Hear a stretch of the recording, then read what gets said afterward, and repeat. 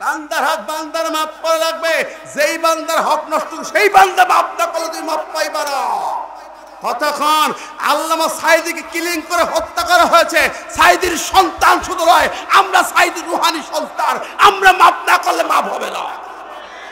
কোরআনের মাহফিল মঞ্চগুলো বন্ধ করতে এক শ্রেণীর মানুষ, ঠিক নেবে ঠিক, বুদুর পিণ্ডি বুদুর ঘাড়ে লাগাইয়া দোষ চাপাইয়া আমাদেরকে বিভিন্নভাবে হয়রানি করে মামলায় আসামি বানায় জেল খাটিয়েছে ওরা, ঠিক নেবে ঠিক। দেখেন মিথ্যা মামলা দিয়ে কত হয়রানি করেছে। আমি লম্বা ইতিহাসে যাব না, সবার জানা আছে, অজানা কিছুই নাই। কতক্ষণ আছে অজানা না? তো আমি কোরআনুল কারীমের সূরা বাকারা থেকে 38-39 দুটি আয়াত তেলাওয়াত করেছি।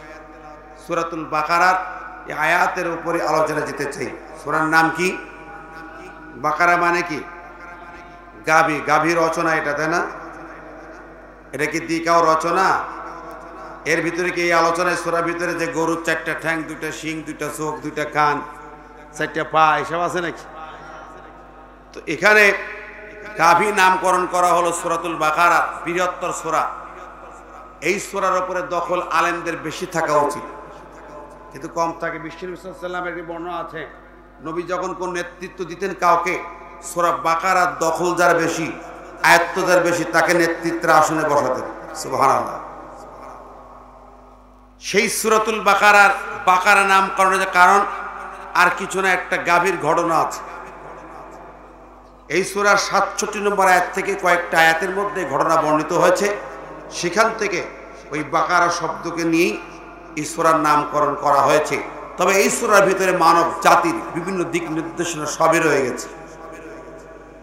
তো বাকারার যে নামকরণের ছোট্ট কথাগুলো না বললেই নয়। বনী ইসরাঈলদের যুগে হযরত মূসা আলাইহিস সালাতু ওয়াস সালামের জামানায় একজন ধনাঢ্য ব্যক্তি ছিল একটা মহল্লায়। ওই লোকটা ছিল একটি মেয়ে ছেলে ছিল না। তার ভাতিজা ওই চাচাদের বোনটাকে বিয়ে করার জন্য চিন্তা ভাবনা করে, চাচা রাজি হয় না। মাঝখানে চিন্তাগুলো, চাচার অগাধ ধন সম্পত্তির মালিক হতে হবে, কি করা যায়?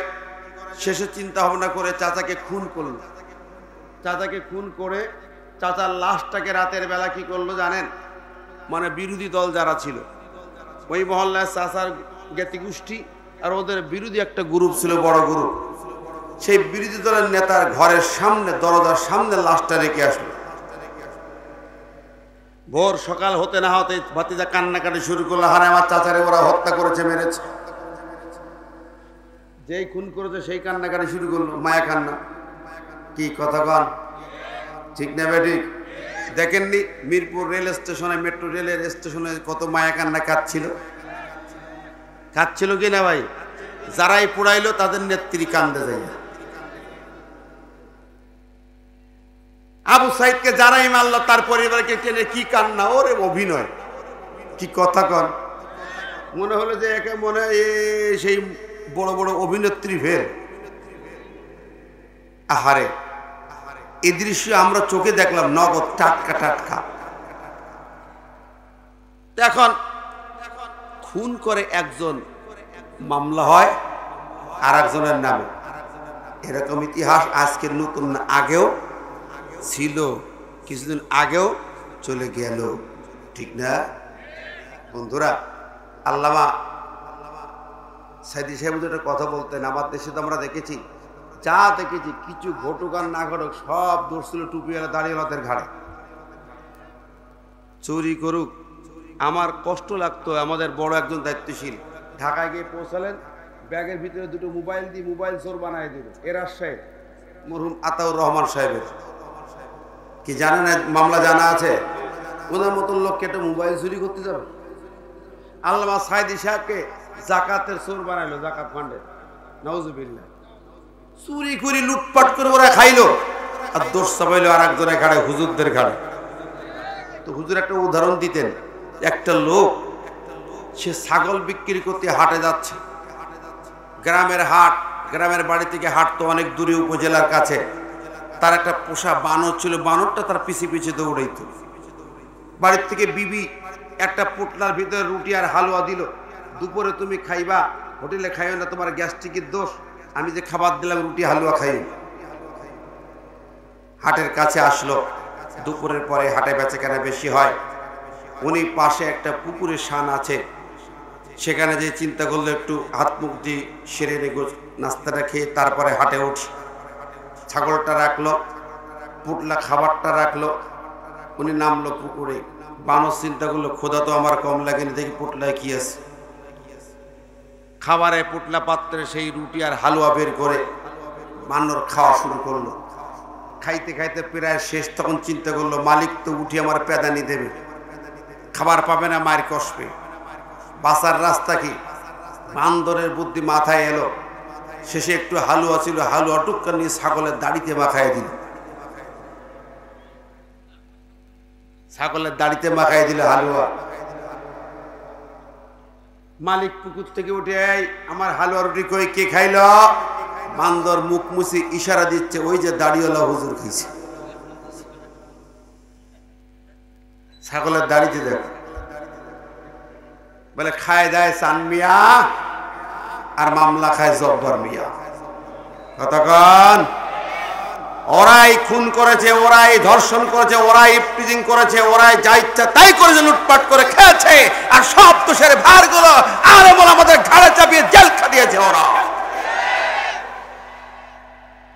আমার ভাই ও বন্ধুরা, আল্লাহর ওলি কোরআনের পাখি আল্লামা সাঈদী বাংলার অহংকার নয়, সারা পৃথিবীর অহংকার ছিলেন। কাবার ইমামরা তার সম্মান করেছেন। 27টি বছর আমি চোখে দেখেছি কাবার ইমামের পিছনে তার জায়নামাজ থাকতো। মাহে রমজান সেখানে কাটাতেন, কেমন লাইন সেখানে কাটাতেন। কাবার ভিতরে প্রবেশ করার সুযোগ তার জন্য ছিল, বাংলাদেশে আর কোনো ব্যক্তির সুযোগটা ছিল না। কথা বলেন, জোরে বলেন, ঠিক না বেঠিক? সেই আল্লাহর মেহমান, কাবার মেহমান, পৃথিবীর সেরা কণ্ঠ আল্লাহর ওলি, যার কণ্ঠ শুনে লক্ষ লক্ষ নারী ইসলাম শিখেছে, নামাজ শিখেছে, পর্দা শিখেছে, তাকে ধর্ষণকারী বানায়া, খুনি বানায়া মৃত্যুর সাজা দিয়েছে, মৃত্যুদণ্ডের রায় দিয়েছিল ওই নাস্তিকের দল, আয়নার দল, স্বৈরাচারী ফিরআউনের দল।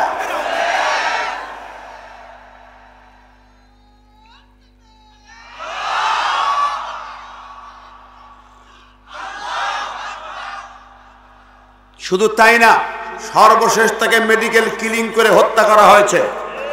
জোরে বলেন ঠিক না ঠিক? এই হত্যার কোন ধামাচাপা দিয়ে 7 দিন মাস থেকে রেহাই পাবে না, পরিষ্কার রেকর্ড আছে। সুস্থ হালাতে তাকে কাশিমপুর কারাগার থেকে নিয়ে আসা হয়েছে, তাকে মুক্তি দেওয়া হবে বলে তাকে প্রতারণা করা হয়েছে। এরপরে ডাক্তার পবিত্র নামের নাপাক হারামজাদা এবং ডাক্তার জামান ইঞ্জেকশন পুশ করে তাকে হত্যা করেছেন। কোথায় পালাবে? আকাশে পালাবে, জমিনে পালাবে, তোর মায়ের জাতি কোথাও পালাতে পারবে না। দিল্লি তোদেরকে বাঁচাতে পারবে না। বাংলার মাটিতে বিচার হবেই হবে, ক্ষমা করা যেতে পারে না, পারে না, পারে না।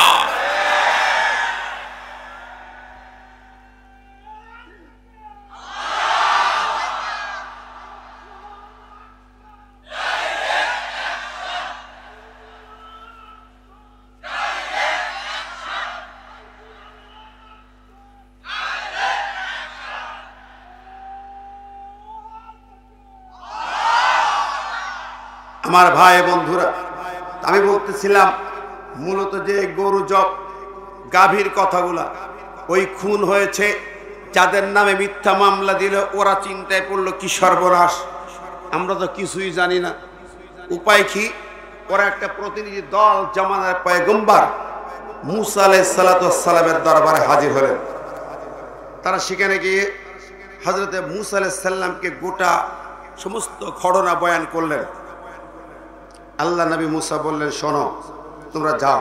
আল্লাহ বলছেন, ওয়াইদ ক্বালা মুসা লিকওমিহি ইন্নাল্লাহা ইয়া'মুরুকুম আন তাযবাহু বাকারাতান ক্বালু আতাত্তাখিযুনা হুজওয়া ক্বালা আউযু বিল্লাহি আন আকুনা মিনাল জাহিলিন। হযরত মুসা আলাইহিস সালাতু ওয়াস সালাম বললেন, ইন্নাল্লাহা ইয়া'মুরুকুম আন তাযবাহু বাকারাতান, আল্লাহ পাক তোমাদেরকে আদেশ করেছেন একটা গাভী জবাই করে ফেলো, একটা গাভী জবাই করে দাও। ওরা বলে মুসা আমরা আসলাম, খুন হলো, কে খুন করলো তুমি জমানার পয়গম্বর আল্লাহর কাছ থেকে ওহির মারফতে জেনে আমাদের শোনায় দেবে, এর ফয়সালা করবে, আর তুমি কি আমাদের সঙ্গে ঠাট্টা করতেছো? একটা গাবি জবাই করো। আসলাম একটা মামলা নিয়ে, খুনের মামলা নিয়ে, আর তুমি তো গাবি জবাই করো, এটা কি ঠাট্টা মস্করা করো নাকি? হযরত মুসা বললেন আউযু বিল্লাহি আন আকুনা মিনাল জাহিলিন, আমি আল্লাহর কাছে আশ্রয় চাই তোদের মতো জাহেলদের কাছ থেকে। তোরা নবীকে চিনিস না, পয়গম্বরকে চিনিস না। পৃথিবীর কোন নবী কোন পয়গম্বর নিজের মন থেকে কোনো কথা বলে না। বলে মা ইয়ান্তিকু আনিল হাওয়া ইন হুয়া ইল্লা ওয়াহয়ু ইউহা। আল্লাহ বলেন নবীরা নিজের ইচ্ছা মতো মনের কথা বলেন না, তারা যা বলেন তা হলো আল্লাহর ওহী। কি বলেন? জোরে বলেন কি? ওহীর কথা বলেন, আল্লাহর কালামের কথা বলেন। আলেমরাও মন গড়া কথা বলেন না, কোরআন থেকে কথা বলেন। ঠিক না বে ঠিক? যে কোরআনের হক কথা ওদের কলিজায় সহ্য অনেকের হয় না। যাদের কলিজা পচা, যাদের কলিজায় তাগুত, যাদের কলিজায় ইবলিস বসে আছে, ওরা সহ্য করতে পারে না। সম্মানিত ভাইরা, তো আমি লম্বা করব না, কথাগুলো তুলে ধরতে চাই। এখানে ওই লোকযোগ্য তখন বলে মুসা যাক আমাদের একটু ভুল হয়ে গেল, মনে করো না। ক্বালু দুউ লানা রাব্বাকা ইউবাইয়্যিন লানা মা হিয়া। ও নবী মুসা, ঠিক আছে আমরা গাভী জবাই করবো, মানলাম তুমি নবী তো, তা তুমি বলো সেটা কি রকম গাভী হবে একটু বর্ণনা করো, তোমাদের জানাই দাও ভালো করে। তোমরা আমাদের জন্য একটু দোয়া করো, আসলে বিস্তারিত আমাদের একটা বর্ণনা দিকে আল্লাহ পাক। যখন আল্লাহ বলছেন শোনো, নবী মুসা বলে দাও ক্বালা ইন্নাহু ইয়াকুলু ইন্নাহা বাকারাতুন লা ফারিসুন ওয়ালা বিকরুন। যাও এই সেই গাভীটা এমন হবে না বুড়া হবে না, একেবারে কচি বাছুর হবে, সেরকম হবে। যাও এর মধ্যবর্তী একটা গাভী জবাই করে দাও। ওরা আবার বলে ক্বালু দুউ লানা রাব্বাকা ইউবাইয়্যিন লানা মা লাউনুহা। ও মুসা ওই গাভীটার রং কেমন হবে? প্রশ্ন করতে থাকে আর বাড়তে থাকে শর্ত। ক্বালা ইন্নাহু ইয়াকুলু ইন্না বাকারাতুন সাফরা ফাকিউল লাউনুহা তাসুরুন নাযিরিন। যাও এখন সুন্দর হলুদ, গোল্ডেন হলুদ, মাঝামাঝি বর্ণের হবে, এমন রং হবে চক্ষু শীতল হবে, চোখের দর্শনকারীর জন্য চক্ষু সুন্দর লাগবে, ভালো লাগবে, দৃষ্টিনন্দন হবে, এমন রং হবে। এইভাবে প্রশ্ন করতে থাকে, বাড়তে থাকে। এবার আবার প্রশ্ন করে মুসা, ও মুসা আরো জানতে চাই, আরো একটু ভালো করে বলো। ইউবাইয়্যিন লানা মা হিয়া, আমরা আরো বুঝতে পারলাম না, এরকম গাভী তো অনেক পাওয়া যাবে, আসলে কেমন হবে? এরপরে বলা হলে এমন হবে যা কোনো কাজে ব্যবহৃত হয় নাই, চাষ কাজ করে নাই, কোনো কিছু করে নাই, বাচ্চা কাচ্চাও দেয় নাই, এমন কোনো কাজে ব্যবহার হয় না, এমন সুন্দর একটা গাভী জোগাড় করো। যত প্রশ্ন করেছে তত শর্ত বেড়েছে। এখন সর্বশেষ ওরা, আমি কথা লম্বা করব না, মুসা আলাইহিস সালাতু ওয়াস সালাম বলেন যাও এরকম গাভী একটা জোগাড় করি, তাকে জবাই করার পরে এক টুকরো গোশত নিয়া ওই মৃত মানুষের গায়ে আঘাত করবে, ওই লোকটি তখন জীবিত হয়ে যাবে। জীবিত হয়ে যাবে, তাকে জিজ্ঞেস করলে সে তার খনির নাম বলে দেবে। এবার তারা ওই গাভী খুঁজতে সারা এলাকা, গোটা দেশ চষে ফেললো, মিলাইতে পারে না, রঙে মেলে না, বর্ণনায় মেলে না। শেষে একটা পাইল, এত দাম, সেই বাচ্চা এতিম বাচ্চা বিক্রি করবে না। শেষ বেশ যখন বিক্রি করতে চাইল, ওই গাভীর ওজনে সোনা দানা দিতে হবে।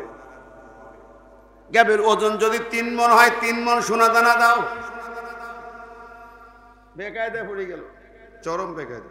হ্যাঁ, ডাক্তার আতিকুর রহমান আছেন এখানে? আসতে নাকি আমি জিজ্ঞেস করছি ডাক্তার আতিকুর রহমান আছেন? আছেন? আপনি একটু এদিকে আসেন।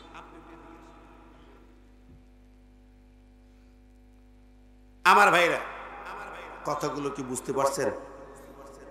এখন ওই গাবি বিল যত ওজন তত সোনা দানার বিনিময়, তবুও তাদের বাধ্য হয়ে কিনে নিয়ে আসলো। কিনে নিয়ে এসে জবাই করলো, এক টুকরা গোস্ত নিয়ে ওই সেই চাচার গায়ে লাগানো হলো। চাচা উঠে বসে গেল। চাচা কে মেরেছে? আমার ভাতিজা। সব গোমর ফাঁস। কতক্ষণ জোরে বলেন। আচ্ছা, এখন এই 16 বছরে যা খুন খারাপি আর বিচার করেছে তার সত্য কথা কি এখন ওরাই বের করতেছে না ভাই? জোরে বলেন, ঠিক না বেঠিক? সেই বিচারপতি সিনহা তো বই প্রকাশ করেছে। সে যে সমস্ত ফাঁসির রায়গুলো দিয়েছে সবগুলো সরকারের চাপে নিজে বলে দিয়েছে। কথা বলেন, ঠিক না বেঠিক? জোরে বলেন। তোমরা যা বিচার করেছো, যা ক্রস ফায়ার দিয়েছো, যা খুন করেছো, তোমাদের সবাই এখন অকপটে স্বীকার করতে বাধ্য হয়েছে, ঠিক না বেঠিক? নিজেরাই প্রকাশ করে দিচ্ছে। এরপরে বাকিটুকু যা আছে এই গাভীর গোশত গায়ে লাগানো লাগবে না। আপনি বলছেন চট করে চলে আসবেন, আসেন, বাংলার মাটি আপনাকে ওয়েলকাম জানানো রেডি আছে, ঠিক না বেঠিক? আহলান সাহলান মারহাবান। আপনাকে চাই, 18 কোটি জনগণ আপনাকে চাই। হাজার হাজার খুন করেছেন, আল্লামা সাঈদীকে মেরেছেন, নিজামী ভাইকে ফাঁসির মঞ্চে ঝুলিয়েছেন, কাদের মোল্লাকে ঝুলিয়েছেন। জবাব দিতে হবে, কৈফিয়ত দিতে হবে, রক্তের ফুটায় ফুটায় কৈফিয়ত দেওয়া হবে। কি জাতি তৈরি আছে না নাই? রাজি আছেন কারা কারা? দেখি দু হাত করে দেখান তো। জাতি সবকিছু টের পাবে, পাচ্ছে, ঠিক না বেঠিক? কথা বলেন। আমি কথা বলছিলাম, মূল জায়গায় যেতে চাই। মন খারাপ করছেন, আমার আয়াতের তাফসিরে যাব। আমি শুধু সূরাতুল বাকারা নামকরণে ছোট্ট কথাটা তুলে ধরলাম। যা কিছু হয়েছে, হয়তো কেউ কেউ বলবে হুজুর আসলে মিথ্যা মামলা কি জঘন্য মামলা হয়েছে, একটা একটাকে বর্ণনা দিয়ে শেষ করা যাবে না। আমরা ওয়াজ মাহফিল করতে এসেছি, এই পাশে জয়পুরহাট আমি 2 মাস ছিলাম জেলখানে। জয়পুরহাট মাহফিলে মঞ্চে উঠতেই দেয়নি, রাস্তাতে ধরে নিয়ে গেল ওসি সাহেব থানায়। সাংবাদিকরা আসলো, এটিএন বাংলা টিভি সাংবাদিক আসলো, তাড়াতাড়ি ওনার চেম্বার থেকে কটা বই নিয়ে আসলো। বই আমি দেখলাম, সাফল্যের শর্ত বলি, চৈত্যগণের মৌলিক উপাদান, ইসলামের নৈতিক ভিত্তি, জামাতের গঠনতন্ত্র, এটা তাফিমুল কোরআন। কয়টা বই টেবিলে সাজাই বলছে ওনার কাছে জিহাদি বই পাওয়া গেছে। ভাই আমার মামলা, আমি যা বলছি এটা বাস্তব সত্য কথা বলছি। এখন আচ্ছা বলেন, এই মামলা যখন আমি তখন বললাম তো ওসি সাহেব তো আপনার জায়গার থেকে বের করে নিয়ে আসলেন নাকি জিহাদি অস্ত্র, এটাকে নাশকতার জন্য জিহাদি বই পাওয়া গেছে, কি কি হবে, কি বুঝাইলেন? তখন মেজাজ দিচ্ছে আমার উপর। আমি তো বুঝেছি সাহেব দিন আছে, কোনো সন্দেহ নেই। আমারে প্রশ্ন করে আপনি সাইদি সাহেবের জন্য মক্কায় বসে দোয়া করেছেন, অমুক জায়গায় এনে দোয়া করা কি কাজ? ভালো কাজ। দোয়া করেছি, আমি তো দোয়া করবই। আমি আল্লামা সাঈদী মুক্তি পরিষদের সেন্ট্রাল প্রেসিডেন্ট, আমি দোয়া করবো না, আপনি করবেন? কথা কর, আমি তো দ্যাট ইনকন্টে কথা বলছি। মারবেন, কাটবেন, রিমান্ডে নেবেন, ক্রস ফায়ার দেবেন, দেন, সমস্যা কি? এই ভয় আমরা করি না। কথা কন, জোরে বলেন, ঠিক নেবে ঠিক? আমরা সেই জাতি, যেই ইসলামী আন্দোলন কর্মীরা তার নেতাকে দেখেছে হাসতে হাসতে ফাঁসির মঞ্চে যায়। কথা বলেন, যেই ছেলেগুলো আমরা হাসতে হাসতে ক্রস ফায়ারে গেছে, হাসতে হাসতে বুকের তাজা রক্ত ঢেলে দিয়েছে, আমরা সেই কর্মী। আমরা ভয় পাই না রক্তচক্ষু, শাহাদাতকে ভয় পাই না, শহীদ তামান্না নিয়ে রাজপথে কাজ করি। জোরে বলেন, ঠিক নেবে ঠিক? কিসের ভয় দেখান? আমি বললাম শোনেন, সেখানে 2 মাস পরে বের হলাম, ওই জয়পুর হাটেই আর এক মাহফিলে বললাম যারা মামলা জিহাদি বই পাওয়া গেছে, আমার মামলা না, শত শত না হাজার মামলা এরকম আছে। কি আমল ভাই আছে না নাই? জিহাদি বই পাওয়া গেছে। এই ধারা, এটা কি আইনের ধারা আছে নাকি ভাই? আছে। ওরা লাগাইছে। এখন যারা এখানে আছেন কেউ কেউ হুজুর এই মামলার আলোচনা কি তফসিল বলতে পারেন, বলার লোক আছে না নাই? আছে। কিন্তু ওই যে মিথ্যা অভিযোগ দিয়া মিথ্যা মামলা সাধারণ কাহিনী করে আছে না নাই? আছে না নাই? ও বন্ধুরা, শুধু তাই না, কেউ কেউ এই রাস্তায় একটু পরে বলতে বলতে যাইতেও পারে, চার দোকানে গল্প হইতেও পারে, এই দেখো হুজুরটা উঠেছে গিবত করা শুরু করছে। কি আছে না নাই? এরকম লোক আছে এখনো মহল্লায় মহল্লায়, আছে না নাই? বাচ্চা আছে এখনো, নাস্তিকের দোসরেরা আছে, স্বৈরাচার এজেন্ট এখনো সমাজে বাস করে। কথা বলেন, আমি কোরআন কয় পাতা কোরআন পড়েছ, তুমি ফতোয়া দাও আলেমদের কথার উপরে। কোরআন কারীমের তুমি কি দেখেছো ষষ্ঠ পারার প্রথম আয়াত আল্লাহ কি বলেছেন? লা ইউহিব্বুল্লাহু জাহরা বিসসুই বিনাল কওলি ইল্লা মান যুলিমা। আল্লাহ বললেন শোনো, আল্লাহ পাক কোন রকম মন্দ প্রচারণা, মন্দ কথা প্রচারণা আল্লাহ পছন্দ করেন না, তবে ইল্লা মান যুলিমা, তবে যার উপরে জুলুম করা হয়েছে সেই জুলুমের প্রতিকার চাওয়া বা জুলুমের ব্যাপারে কথা বলার অধিকার তার আছে। কথা জোরে বলেন না, কার কথা? আল্লাহ পাক সূরা নাহলের 126 নম্বর আয়াতে বলেছেন, শোনো, যদি তোমার উপরে জুলুম করে, অন্যায় করে, তাহলে তুমিও তার প্রতিশোধ নিতে পারবে সমপরিমাণ। কথা বলেন ঠিক আছে না? এটা কার কথা? কোথায় পেয়েছেন গীবত কারবারে? জালেমের জুলুমের বিরুদ্ধে কথা বলা হলো জিহাদ, জালেমদের জুলুম প্রতিকার করা হলো জিহাদ।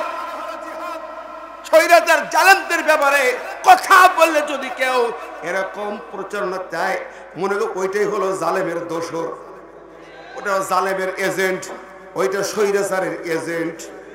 কথা বলেন ঠিক না বে ঠিক? ও প্রিয় বন্ধুরা, আমি বলতেছিলাম হযরতে মুসার জামানার কথা বলছিলাম, গাভীর কথা বললাম, সূরা বাকারার নামকরণের কথা বললাম। ওই জামানায় সত্য উন্মোচিত হয়েছে, এখনো হবে হবে ইনশাআল্লাহ। তবে যারা এভাবে মিথ্যা মামলা দিয়েছেন, জিহাদি পেপার মামলা দিয়েছেন, নারীদেরকেও আপনার মামলায় ঝুলিয়েছেন, আমার মা বোনেরা কোরআনের তালিম দিচ্ছেন, সেখান থেকে দলকে দল ধরে জেলখানায় ঢুকিয়েছেন। মিথ্যা বলবার সুযোগ নেই। আমার আপন বোন, আমার কলারোয়া সাতক্ষীরার দায়িত্বশীলা, সে জেল খাটলো 1 মাস, আরো কয়েকটা মামলা। তার অপরাধ কি? ছোট্ট বাচ্চা কোল নিয়ে জেল খেটেছে। ও বন্ধুরে অপরাধ হলো ইসলামী আন্দোলন করা। কথা বলেন, কোরআনের তালিম দিচ্ছে, মহিলা থেকে ধরে এনে বানাইলেন কি জিহাদি বই পাওয়া গেছে, নাশকতার মামলা করেছে, মাসুকতার মামলা দিয়েছেন। ও সমাজের মানুষেরা, তোমাদেরকে বিবেক নাই, তোদের অন্তর নাই, তোদেরকে দিল কলিজা নাই। এগুলো তোমাদের কলিজায় চোখে পড়ে নাই? তোমাদের কষ্ট লাগে নাই? কেন কষ্ট লাগে নাই? এই নারীরা কাকে মেরেছে, কার বিরুদ্ধে কি করেছে, তাদেরকে এইভাবে মামলা দিলে কেন? কি ভাই রাগ করছেন নাকি? আজকের যারা অনুতপ্ত নেই, যাদের হৃদয়ের ভিতরে এখনো দেখি মনে মনে কিছু লোক বাজে কথা বলে, আলেমদের কথাগুলো বললে তার সমালোচনা করে, তার মানে কি এই জাতির দিল করে যারাই। আমি এক সময় একটা উদাহরণ আমার উস্তাদ বলতেন, শোনো একটা ছোট্ট কাহিনী শোনো। একটা লোক বনের ওই বনের ওই গাধাকে বাড়ি বেঁধে রেখেছে। আস্তে আস্তে ঠিক মতো খাওয়া পায় না। শিয়াল পণ্ডিত এসে বলে, গাধা তুই এইভাবে থাকিস কেন? বলে, কি কর, মালিক বেঁধে রেখেছে, খাওয়ায় না, কি আর করবো? বলে, শোন, চল আমার সাথে চল, সুন্দর বাগান, ভালো খাবার ব্যবস্থা আছে। শিয়াল দড়ি খুলি ওই গাধাকে টেনে নিয়ে গেল, একটা বিরাট সবুজে ভরা বাগানে নিয়ে গেল। ওদিকে একটা বাঘ আছে, তার উস্তাদ, বাঘ বুড়ো হয়ে গেছে, এখন ভালো খাবার পায় না। বাঘকে বললো, আমি খাবারের ব্যবস্থা করে আনছি। গাধাকে বুদ্ধি দিয়ে সেখানে নিয়ে গেল। বাঘ আস্তে আস্তে একটা সুন্দর ঝোপের আড়ালে থাকলো। গাধা যখন খাইতে খাইতে তার কাছাকাছি গেল, বাঘ এক লাফে 22 হাত যায়। কত হাত? কিন্তু বুড়া হয়ে গেছে, ওর মনে নেই কত হাত যাইতে পারবে। ও ঠিকই মানে সেই 22 হাত হিসাব করে লাভ দিয়েছে, 16 হাতের মাথায় যে লাভ দিয়ে পড়েছে। গাধা লেস উসাইতো, ওরে বাবা রে, এ কি সর্বনাশ। গাধা দৌড় দিয়ে চলে গেল। শিয়াল এসে বলে, মামা এত খিদে পেটে, একটু তোমার রেঞ্জের মধ্যে দেখি নাও। তুমি কি করবো, 22 হাত তো লাভ দিতে পারতাম, তা কমে গেল কেন? বুড়ো হয়ে গেছে তো মনে নেই। এরপর ঠিক আছে, ওয়েট করো। এই গাধা চলে গেছে। শিয়াল আবার কয়েকদিন পরে গেছে, কি ব্যাপার? বলো, তুমি আবার আইছো? যে জায়গায় নিয়ে গেছিলি, বাবা রে বাবা, বা সর্বনাশ। বলে, গাধা তুই এই জন্যই গাধা, বাঘ যদি লাভ দেয় তাহলে তুই কি বাড়ি ফিরতে পারতিস? হ্যাঁ, বাঘ যদি বাঘ হয় তুই কেমনে ফিরে আসিস বাড়িতে? বাঘ না, এই বাগানের মালিক প্লাস্টিকের বাঘ বানাই রেখেছে, কেউ গেলে লাভ ঝাপ দেয়। শিয়াল পণ্ডিত এবার বুঝায় বুঝায় গাধাকে আবার রাজি করল, আবার নিয়ে গেল। বলে, মামা এবার যেন ভুল করি না, খবরদার, এবার যদি ভুল করো তাহলে কিন্তু আর বিপদে পড়ে যাও। বাঘ নিয়ে গেল, বাঘ বসে থাকলো, গাধাকে নিয়ে গেল। গাধা খাইতে খাইতে গেছে, এবার বাঘ চুপ করে আছে, রেঞ্জের মধ্যে না আসলে ধরবে না। 15 হাতের ভিতরে আসার পরে লাভ দিয়ে পুরি ঘাড় মটকে ধরি গেল, গাধাকে ঘাড় মটকায় মেরে ফেললো। এরপরে বুক চিরে ফাঁক করে রক্ত প্রবাহিত করলো। বাঘ মনে করলো কষ্ট হয়ে গেছে, একটু পাশে বসে আছে, পরে খাবো। শিয়াল পণ্ডিত আগে এসে ভিতরে ঢুকিয়ে দিল কলিজা গুলো কুটকুট করে, দিল কলিজা যা ছিল খেয়ে ফেলল। দিল কলিজা গুলো শিয়াল খেয়ে দিল। বাঘ এবার পোড়া দেহটা 2 ভাগ করে খুঁজতে থাকে, দিল কলিজা কই, দিল কলিজা পায় না। তাই ভাগি না, সে দিল কলিজা কই? বলে, মামা গাধার মনে হয় দিল কলিজা হয় না। তো তাই হইলো, একটা প্রাণী তার দিল কলিজা থাকবে তুই বলিস কি? মামা তুই ভাবলে কি করে? তুই আসলে আমি একটু দেখি। খুঁজি মুজি এসে বললো, মামা তুমি একবার ভেবে দেখো, তুমি যে ঘা দিছিলে, যে ঘা তুমি দিছিলে, তো ও যদি সত্যি দিল কলিজা থাকতো, এই বাগানে আবার আরেকবার আসে। কথা কন, জোরে বলেন। তোমার ওই ঘা দেখার পরে আবার কে এই বাগানে আসে? গাধার দিল কলিজা নেই, দিল কলিজা নেই। কথা কন। ও জাতির লোকেরা, 16 বছর ধরে যে ঘা দিয়েছে তোমার নেত্রী, তোমার লিডারেরা, সব লুটি পুটি খেয়ে খুন সন্ত্রাস তিরাসে রাজত্ব বানিয়েছে। লুটতরা শুধু নয়, খুন আর খুন, খুন আর খুন, লক্ষ লক্ষ মিথ্যা মামলা দিয়ে গোটা জাতিকে দিশেহারা করেছে। অসংখ্য মানুষকে ফাঁসির মঞ্চে ঝুলিয়েছে। সর্বশেষে কল্যাণটুকু ছাত্ররা রাজপথে নেমেছে, 4 বছরের বাচ্চা রিহাই পায়নি ওদের খুনের থাবা থেকে। কথা কোন ঠিক না বেঠিক? এত রেকর্ডের পরে বিশ্বের সবচেয়ে সেরা স্বৈরাচার, সেরা খড়ি, 90 ফেরাউনের বাচ্চা ফেরাও, তারপর তোদের মায়া যদি থাকে, তোরা মানুষ নামের কলঙ্ক, তোদের দিল কলজা নাই, দিল কলজা নাই, মানুষ হতে পারিস না। আমার ভাই বন্ধুরা, সুতরাং বলবো ফিরে আসুন, দিল কলজা বিবেক নিয়ে কোরআনের কাছে ফিরে আসুন। ঠিক না বেঠিক? আসুন, কোরআন কি বলেছে খেয়াল করে শুনবেন। আমি আমার আয়াতের তাফসীরে যাচ্ছি, মনোযোগ চাই। দয়া করে কোরআন শোনার সময় কেউ এলোমেলো হবেন না। আল্লাহ পাক বলছেন, কুল্লাহবিতু মিনহা জামিআ ফাইম্মা ইয়াতিয়ান্নাকুম মিন্নী হুদান ফামান তাবিআ হুদায়া ফালা খাউফুন আলাইহিম ওয়ালা হুম ইহজানুন। ফ্যানটা নিচে নামাই দাও। আমার আল্লাহ পাক বলতে, শোনো, আমি বললাম তোমরা সবাই নেমে যাও জান্নাতে। আল্লাহ পাক আদম হাওয়াকে সৃষ্টি করে রাখলেন। সেখানে থাকার পরে ইতিহাস অজানা নয়, কোরআনের কাহিনী আমাদের জানা। আল্লাহ সুবহানাহু ওয়া তাআলা ওই জান্নাতে রাখার পরে তিনি আদেশ করলেন, আদম হাওয়াকে আদেশ করলেন, আদম হাওয়ারে শোনো, এই জান্নাতে তোমরা থাকো। কুল্লা ইয়া আদম উসকুন আনতা ওয়া যাওজুকাল জান্নাহ ওয়া কুলা মিনহুমা রাগাদান হাইসু শিতুমা ওয়ালা তাকরাবা হাযিহি শাজারাতা ফাতাকুনা মিনাজ যালিমিন। আল্লাহ বললেন, আদম রে, তুমি আর তোমার বিবি জান্নাতে থাকো, এই জান্নাতে অবস্থান করো, যা ইচ্ছা তাই খাও, তবে গাছের নিকটবর্তী হইও না, তাহলে জালেম হয়ে যাবে। কিন্তু শয়তান ইবলিস তাদেরকে ধোঁকা দিয়া শেষ পর্যন্ত তাদেরকে গাছের নিকটবর্তী করলো। ইবলিস তাদের নিকটবর্তী করে নিয়ে গেল, গাছের ফল খাওয়াইলো। আল্লাহ পাকের হুকুম যেই না লঙ্ঘন হলো, আমার আল্লাহ পাক বললেন, শোনো, আমার হুকুম লঙ্ঘন করে আমার এই জান্নাতে থাকা যায় না।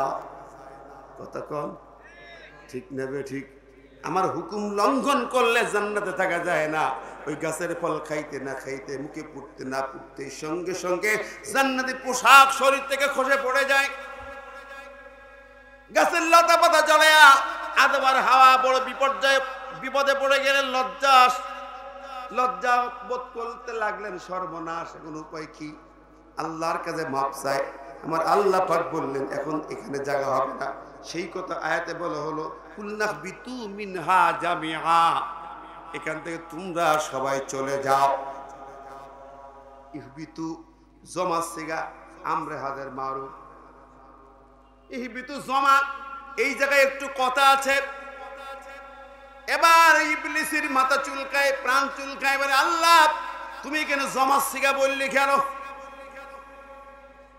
ওরা তো দুইজন স্বামী স্ত্রী, ভুল করলে দুইজন, তোমার হুকুম মান্য করলে দুইজন, জমা বললে কেন? জমা সিগা মানে তিনজন বা তার বেশি। ব্যাপারটা আবার জামিয়া বললে কেন? তাহলে কারা কারা যাবে একটু জানতে চাই। তোমার হুকুম লঙ্ঘন করলো আদম আর হাওয়া, অথচ তুমি সবাইকে বলতেছো জমা সিগা ব্যবহার করি, তাহলে কারা কারা যাবে? প্রশ্ন হলো, কথা বুঝেন কিনা? বুঝতে পারছেন কথা? আল্লাহ রাব্বুল আলামিন বলেন, ও ইবলিস রে, তুই তো আগে আমার একটা হুকুম অমান্য করেছিস। যে হুকুমটা ছিল সিজদা করতে অর্ডার করেছিলাম, সেখানে অমান্য করেছিলি। আগেই তো বলা হয়েছে সে কথা, ওই যে কুল্লা লিল মালাইকাতি ইসজুদু লি আদম ফাসাজাদু ইল্লা ইবলিস আবা ওয়াস্তাকবারা ওয়া কানা মিনাল কাফিরিন। আগেই সে কথা বলা হয়ে গেছে। তুই তো অহংকার করে আমার হুকুম লঙ্ঘন করেছিস, কাফিরদের দলভুক্ত হয়েছিস। এরপরেও তোকে জায়গা দিয়েছিলাম, বের করে দেই নাই। কিন্তু শেষ বেশ তুই আমার আদম হওয়ার পিছনে লেগে চক্রান্তে মেতে উঠলি। ওরা তো ওই গাছের ফল খাইতো না, যাইতো না। তুই ওদেরকে বুঝায় বুঝায় কত রকম ফন্দি বিক্রি করলি। ওদের পিছনে তুই লেগে লেগে চক্রান্তকারী, তুই চক্রান্ত করে করে তাদের শিকায় নিয়ে গেছিস, পথভ্রষ্ট করেছিস। সুতরাং তোর তো ক্ষমা নাই। ওরা শুধু যাবে না, তোকে ওইখান থেকে নেমে যেতে হবে, তখন নামতে হবে। চক্রান্ত করার কারণে একদিকে আমার হুকুম অমান্য করেছিস, অপরদিকে চক্রান্ত করে করে আমার নেককার বান্দাগুলোকে তুই পথভ্রষ্ট করেছিস, কষ্ট দিয়েছিস। কথা কর, জোরে বলেন, ঠিক না বেঠিক? রাগ করছেন নাকি? মাইন্ড করছেন? ওই দিন ইবলিস চিৎকার করে হাওমাও করে কান্না শুরু করছে। এত কাঁদা কাঁদছিল, চরম ভাবে কাঁদ। আল্লাহ আমি কি অন্যায় করলাম? আল্লাহ কই অন্যায় দেখিস নি, আমার নেককার ভালো বান্দাকে তুই পথভ্রষ্ট করে শেষ করলি। আচ্ছা বলেন, এই দেশে 16 বছর ইমানদারদের ইমান নষ্ট করে নাই? কথা গান করে নাই? জোরে কর, আওয়াজ দেন, করে নাই? একটা লোকে দেখেন আপনার দেশের সংবিধান থেকে বিসমিল্লাহ কেটেছিল ওরা। জোরে বলেন। আল্লাহর পরে ইমানের ঘোষণা সংবিধানে ছিল, সেটাও কেটেছিল ওরা। ঠিক নেবে ঠিক? গোটা রাস্তায় রাস্তায় রাস্তায় মনে মনে মূর্তি ভাস্কর্য বানিয়ে গোটা জাতিকে মুশরিক বানিয়েছে ওরা। কথা বলেন, ঠিক নেবে ঠিক? রাস্তার মনে মনে কোটি কোটি টাকা ব্যয় করে ভাস্কর্য বানিয়েছিলে কেন? মূর্তির রাজত্ব কায়েম করেছিলে কেন? গোটা বাংলার মানুষকে তুমি মূর্তি পূজক বানিয়েছ, ভাস্কর্য পূজা বানিয়েছ। ঠিক না ঠিক? মূর্তি ভাস্কর্য যে বানায় সেও মুশরিক, যে চাঁদা দেয় সেও মুশরিক, যে সাপোর্ট করে সেও মুশরিক। বাংলাদেশে হাজি গাজী মৌলবি কেউ রেহাই পাবেন না। যারা প্রতিবাদ করেননি এগুলোর পিছনে প্রতিবাদ করেছেন, মামলা খেয়েছেন, জেল খেটেছেন, তারা জবাব দিতে পারবেন, তাছাড়া কেউ জবাব দিতে পারবেন না। ইমান ধারা করেছে, ইমান নষ্ট করেছে, ঠিক না ঠিক? মাদ্রাসাগুলোর অফিসে অফিসে বাপের ছবি লাগিয়েছে। কতক্ষণ লেডিস তার ছবি আর বাবার ছবি পাশাপাশি রাখতো, লোকে মনে করতো এরা দুজন কেন? আরে বাবা মেয়ে মনে করতো। কতক্ষণ সে যা মনে করতো তা বলা যায় নাকি? বন্ধুরা আমার, এইভাবে গোটা বাংলার ইমানদারদের ইমান নষ্ট করে চক্রান্ত করেছ। ভারতের গোলামি করে এদেশের মুসলমানদেরকে জিম্মি করে আলেমদেরকে জেল খাটিয়েছ। চক্রান্ত করে মিথ্যা মামলা সাজিয়ে সাজিয়ে আল্লাহ মামুনুল হককে জেল খাটালে 3.5 বছর। ছোট্ট পাখি আমির হামজা বিনা দোষে তাকে বানাইলে সে পার্লামেন্টে নাকি হামলা করেছে। সংসদে হামলাকারী, ও নিজে দেহনে নড়তে পারে না। কি কথা বলেন? এমনি শারীরিক ভাবে আমাদের ছোট্ট ভাইটা কনে পাখিটা ভেঙে ভেঙে কথা বলে, কোরআন শুনতে ভালো লাগে, ঠিক না বেডি? তাকে 3 বছর কিভাবে রেখেছে, কত কষ্ট দিয়েছে। সে ভেবেছিল আমি হয়তো জীবনে আর পৃথিবীর মুখ দেখতে পারবো না, ঠিক না ঠিক? আমি ভুল বলছি ভাইয়েরা? কথা বলেন। মনির হোসেন কাশিমি ভাই, যিনি বাড়িধারা মাদ্রাসার মুহতামিম, তার সাথে কথা বলেছি। দীর্ঘদিন ধরে যে কষ্ট দিয়েছে, হেফাজতের সেই সাপ্তাহ চত্বরে হাজার হাজার বাচ্চাদের উপর নির্মম গুলি চালিয়েছ, বুলডোজার চালিয়েছ। কতক্ষণ ঠিক নেবে ঠিক? জোরে বলেন ঠিক কিনা? এই সাপ্তাহ চত্বর রক্ত বৃথা যাবে না। রক্তের ফুটায় ফুটায় বিচার চাই বাংলার জনগণ। কারা কারা বিচার চান দু হাত তুলে দেখান।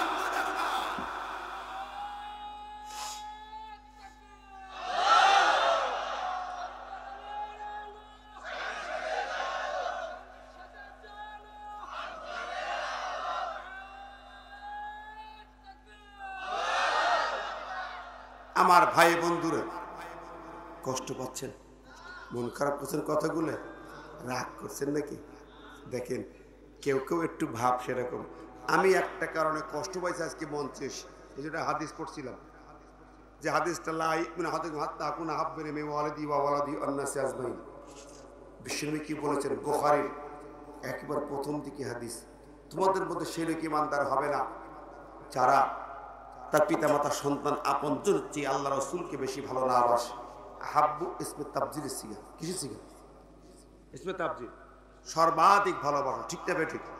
কোরআনে অন্য একটা সূরা, সূরা আহজাবের 6 নম্বর আয়াতে আল্লাহ বলেছেন আন-নাবিয়্যু আওলা বিল মুমিনিনা মিন আনফুসিহিম।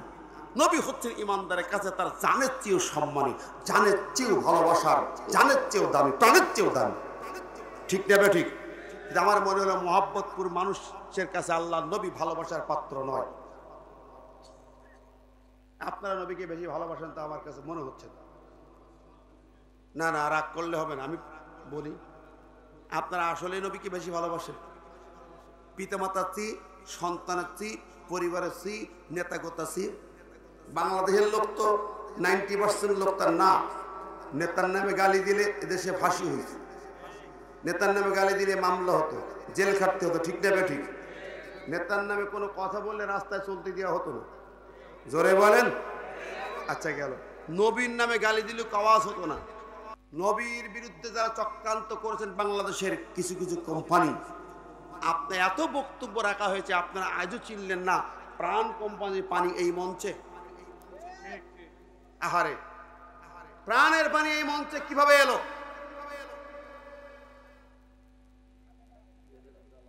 আমার কথা বোঝেন ভাই, তারা এখানে একটা লোক আজকে মঞ্চ থেকে উঠবেন না, এখন বসছেন, চুপ করে বসে থাকেন।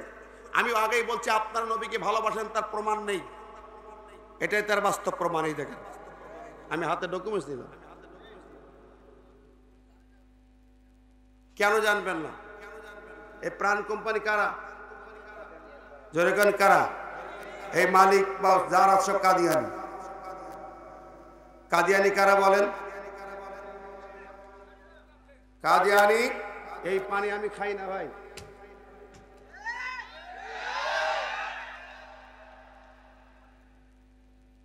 প্রাণ হলো কাদিয়ানি কারা? তারা আমার নবীর খতনে নবুয়ত মানে না। জোরে বলেন ঠিক না ঠিক? খতনে নবুয়ত মানে না। ওরা ভারতের গোলাম আহমদ কাদিয়ানিকে নবী মানে। কি আপনার জানা নেই? এটা জানা নেই? জানা নেই? মুসলমান কেন জানেন না? কিসের নবীকে ভালোবাসেন? সাল্লাল্লাহু আলাইহি এমনি জিলাপি খেয়ে শেষ। আমি অবাক হলাম। প্রিয় বন্ধুরা, গোলাম আহমদ কাদিয়ানি কে ছিল ভারতের জানেন? জানেন না? গোলাম আহমদ নবী দাবি করেছিল, বলে মুহাম্মদ নবী কিন্তু শেষ নবী না, আমিও নবী। বেশি দিন আগের কথা না। তখন ভারতের আলেমকুল শিরোমণি সানাউল্লাহ পানিপতি রহমাহুল্লাহ, ওনার সঙ্গে কথা হলো। উনি বললেন, দেখো তোমার সঙ্গে বাহাস করা উচিত না, আর তুমি যে কেউ নবুয়ত দাবি করলে প্রমাণ চাওয়া উচিত না। তারপর আমি বলতে চাই, তুই কিসের বলে দাবি করিস?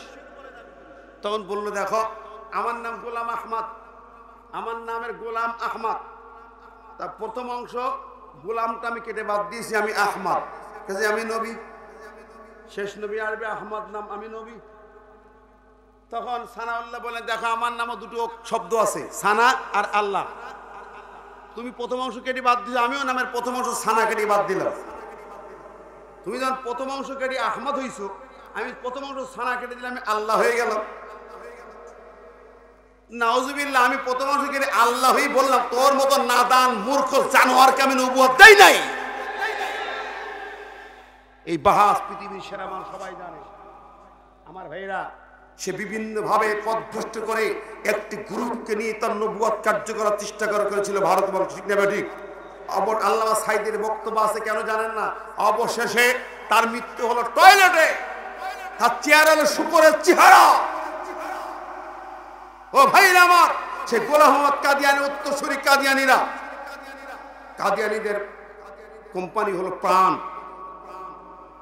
কাদিয়ানি কোম্পানি প্রাণ। আরএফএল চেয়ার কেনেন বসেন, আরএফএল কোম্পানি, প্রাণ company, Sijan juice, Hamko battery, এই চারটা হলো কাদিয়ানি। তারা আমার নবীর দুশমন।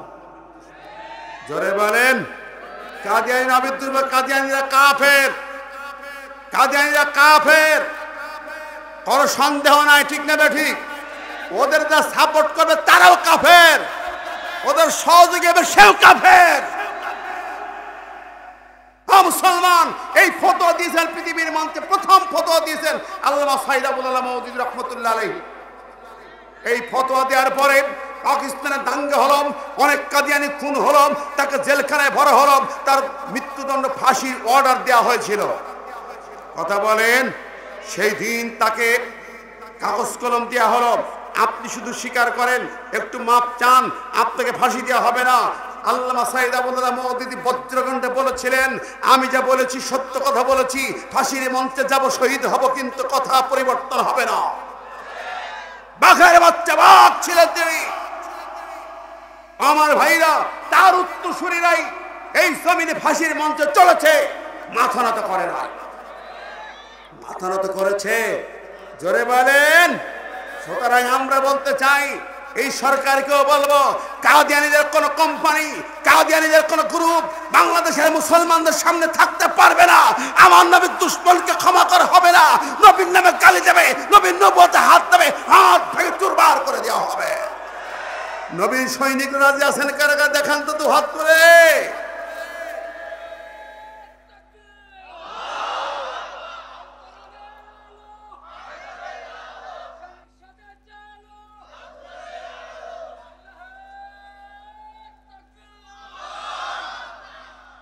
আল্লাহ পাক বললেন, কুল্লাহবিতু মিনহা জামিআ। আমি সেহাতে চলে এলাম, আদম হাওয়া সবাইকে বললেন, তোমরা দুনিয়ায় চলে যাও।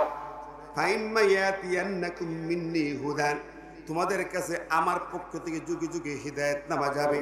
ফামান তাবিয়া হুদায়া ফালা খাউফুন আলাইহিম ওয়ালা হুম ইয়াহজানুন। শুনো, আমার হিদায়াত নামা, আমার ওহী, আমার কালাম যারা মেনে চলবে, তাদের কোনো ভয় নাই, তাদের টেনশন নাই, দুশ্চিন্তা হবে না। কার কথা? আল্লাহ আমার হিদায়াত নামা মেনে চললে তার কোনো দুশ্চিন্তা নাই, ভয় নাই। লা খাউফুন আলাইহিম কেন বললেন? খাউফ কেন? খাউফ মানে ভয়। আমি কোরআন মানব, আমার ভয় কিসের? কিছু লোক বলে আমার দেশে আছে না নাই, আমরা তো কোরআন পড়ি, আমরা হাদিস পড়ি, আমরা নামাজ পড়ি, আমরা রোজা রাখি, আমরা যাকাত দিই, আমরা হজ করি, আমাদের তো কোনো ভয় নাই, আমাদের নামে মামলা হয় না, আমাদের কোনো গ্রেফতারি পরোয়ানা জারি হয় না, আমাদের কেউ কিছু বলে না, আমরা খানকায় জিকির করি, কোরআন পড়ি, আমাদের তো কেউ বাধা দেয় না। তোমাদের কেন বাধা দেয়? তোমাদের মাহফিল বন্ধ করে, তোমাদের নামে মামলা হয়, তোমাদের জেল খাটায় কেন? বড় লোক আছে না নাই? আছে। ও বন্ধুরি, আল্লাহ পাক কেন বললেন যে আমার কোরআন মানলে ভয় আছে? লা খাউফুন আলাইহিম, ভয় নাই, ভয় নাই। ভয় শব্দ আল্লাহ কেন বললেন? কোন কারণে বললেন? কারণ তো আছে না রে, জোরে কর, আছে। কোরআনকে যদি হুদান মানেন, সংবিধান মানেন, তখন আপনার ভয় আছে, কথা কন। আর কোরআনকে তাবিজের ভান্ডার বানাবেন, তেলাওয়াতের আবৃত্তি কিতাব বানাবেন, আপনার ভয় নেই। তাবিজের কিতাব বানাবেন, তেলাওয়াতের কিতাব বানাবেন, কোনো ভয় নেই। কিন্তু সংবিধান বললেই ভয় আছে না নাই? একটুখানি পার্থক্য বোঝানোর কিছু না। আপনি শুধু কোরআন পড়বেন, নামাজ পড়বেন, তেলাওয়াত করবেন, খতম দিবেন, কেউ কথা বলবে না। যেই বলবেন কোরআনের আইন মানতে হবে, সঙ্গে সঙ্গে বলবে রাজনীতি করছেন, কতক্ষণ। এ কোরআন দেখেন আপনি, আকিমুস সালাত কার কথা? আমার কথা একটু বুঝবেন দয়া করি। আকিমুস সালাত কার বাণী? আকিমুস সালাত যদি সারা রাত বলা হয়, কেউ কি রাগ করবে? যে আকিমুদ্দিন, এটা কার হুকুম? আকিমুদ্দিন যদি বলা হয়, তখন রাগ হবে কি হবে না? আকিমুস সালাত সারা রাত বয়ান করলেও কেউ বলবে না হুজুর রাজনীতি করেছে। আকিমুদ্দিন যেই বলবো, আল্লাহর আইন কায়েম করার কথা বলবো, আকিমুদ্দিন বলার সাথে সাথে বলবে হুজুর রাজনীতি করছেন কেন? এই 16 বছর কি তা হয়নি? জোরে বলেন। মঞ্চে যে আকিমুদ্দিন বলেছে বলে রাজনীতি হবে না। এই পাশে এক জায়গায় আসছিলাম, মুরাদ নামের এক নেতা ছিল কি ছিল না? সে কি আছে এলাকায়? আছে, আছে নাকি মুরাদ চাচা? একটু এখানে আসো। কত সালে? কন না কত সালে? আমার আলোচনায় মনে আছে না? না হুজুর রাজনীতি করে, এই তুই আলোচনা রাজনীতি কর বলেছি নাই? ওদের কাছে মাথা নত করি নেই, এই মাথা বিক্রি করি নেই, বন্ধক রাখি নেই। তবে এটাই বাস্তব যে আকিমুস সালাত বললে ওরা গাত্র দেওয়া হয় না, আকিমুদ্দিন বললেই কলিজা জ্বলা শুরু হয়। কেন জ্বলা শুরু হয়? পুস্তক আপনি নিজে পুস্তক করেন। আকিমুস সালাত আল্লাহর, আকিমুদ্দিন আল্লাহর অর্ডার। আরেকটা উদাহরণ দিই, কোরআন বলেছে ইয়া আইয়ুহাল্লাযীনা আমানু কুতিবা আলাইকুমুস সিয়ামু কামা কুতিবা আলাল্লাযীনা মিন ক্বাবলিকুম লাআল্লাকুম তাত্তাকুন। কার কথা? এখানে কুতিবা আলাইকুমুস সিয়াম, তোমাদের উপর সিয়াম ফরজ করা হলো, কে বলেছেন? এই যদি কুতিবা আলাইকুমুস সিয়াম যদি সারা রাত বর্ণনা করা হয়, ইমাম সাহেব মাইকেও যদি বারবার সিয়ামের কথা বলি, তাও কি গ্রামের লোক রাগ করবে? কিন্তু একই ভাষা, ওটাই 183 নম্বর আয়াত বাকারার, আবার 216 নম্বর আয়াত আল্লাহ বললেন কুতিবা আলাইকুমুল কিতাল। এটা কুতিবা আলাইকুমুস সিয়াম, আর ওটা হলো কুতিবা আলাইকুমুল কিতাল। একই ভাষা। যে শব্দ দিয়ে রোজা ফরজ করা হলো, সেই শব্দ দিয়ে যুদ্ধ ফরজ করা হলো। ইমাম সাহেব সিয়াম ফরজের বয়ান করলে মুসল্লি রাগ করে না, কিন্তু কিতাল যুদ্ধ জিহাদের কথা বললে বলে হুজুর খাবো। ঠিক না? ঠিক কথা বলেন। তার মানে কি? কারণটা কি? ও বন্ধুরে, এই কোরআনেরই একটি আয়াত বললে রাগ করে না, আবার আরেকটা বললে রাগ করে। একটি আয়াত বললে অসন্তুষ্ট হয় না, আরেকটি একই আয়াত আল্লাহর হুকুম বললে মামলা হয়। জোরে বলেন, ঠিক না বে ঠিক?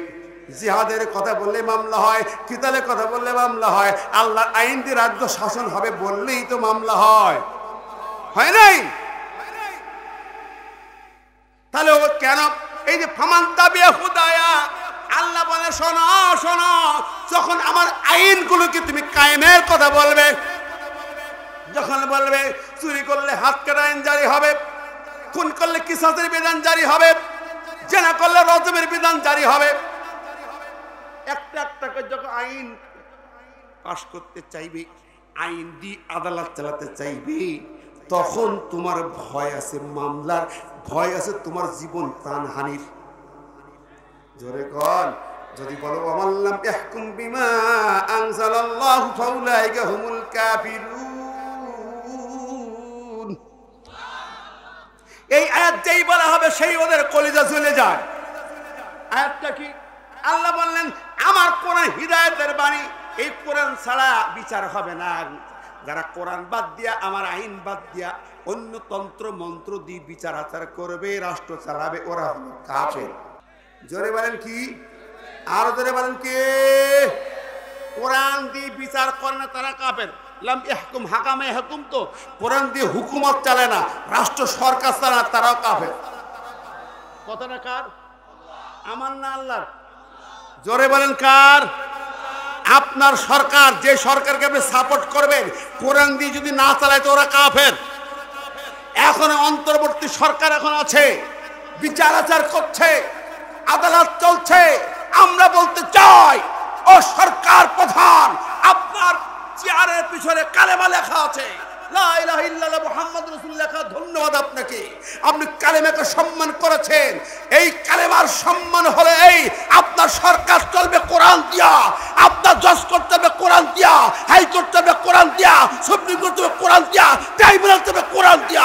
কোরআন ছাড়া একটা বিচার, একটা প্রশাসন চলতে পারবে না, পারবে না, পারবে না।